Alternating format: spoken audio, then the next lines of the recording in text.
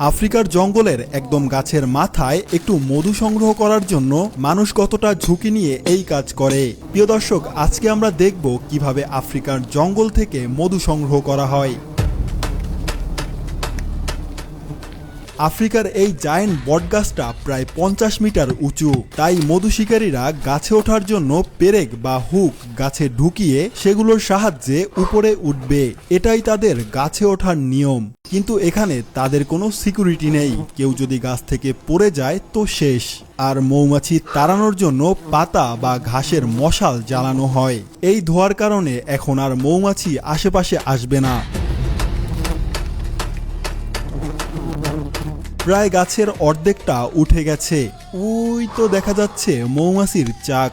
African এই জাতের মৌমাছি খুবই আক্রমণাত্মক হয়ে থাকে। এদেরকে জায়ান্ট হানিবি বলে ডাকা হয়। মানে আমাদের দেশের মৌমাছির চেয়েও প্রায় 3 গুণ বড় হয় এক একটা আফ্রিকান মৌমাছি। প্রিয় দর্শক, দেখুন এখন প্রায় মৌচাকের কাছাকাছি চলে আসছি। গাছের এত উপরে উঠলে আমার তো ভাই পা কাঁপাকাঁপি করা শুরু করে দিবে। তবে এদের কিছুই হচ্ছে না, স্বাভাবিকভাবেই আছে। এরই মধ্যে তাদেরকে ওই মৌমাছিগুলো আক্রমণ করে বসে। আক্রমণ করলে কাজ হবে না, কারণ আজকে আমরা তোমাদের সংগ্রহ করা মধু আমরা নিয়ে যাব। তাই প্রথমে সেই মশাল দিয়ে ধোঁয়া দেওয়া হয়। এর কারণে মৌমাছিগুলো ওখান থেকে সরে যাবে।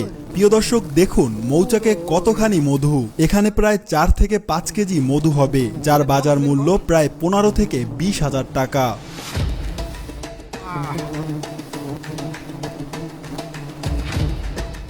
হ্যাঁ, এই মধুগুলো সংগ্রহ করা খুবই ঝুঁকিপূর্ণ কাজ, আর এর জন্যই এই মধুর ডিমান্ড একটু বেশি। তাই প্রথমে অতিরিক্ত কিছু অংশ কেটে ফেলে দেওয়া হচ্ছে। এখানে যে দেখছেন হলুদ হলুদ এক ধরনের আটার খামিরের মতো, এই জিনিসগুলো হচ্ছে মৌমাছির খাবার। এখন কাজ প্রায় শেষের পর্যায়ে। প্লাস্টিকের পলিথিনের ব্যাগে খুব সূক্ষ্মভাবে মৌচাক কেটে প্যাকেট করে একটা ধারালো চাকু দিয়ে মধু আলাদা করে নেওয়া হলো। এখানে প্রায় 4 থেকে 5 কেজি আফ্রিকান গোল্ড হানি রয়েছে।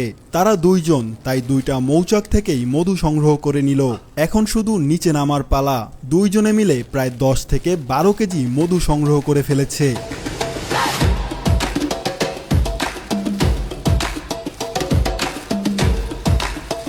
দেখুন তারা কিভাবে পোশাক আশাক পরে আসছে। সামনে একটু শুধু নেটের মতো রয়েছে, এখান থেকেই তারা দেখে। এখন কথা হচ্ছে তারা কিভাবে এত বড় গাছ থেকে নিচে নামবে। যেভাবে গাছে উঠছে ঠিক ওইভাবেই পেরেক ধরে ধরে আবার নিচে নামতে হবে।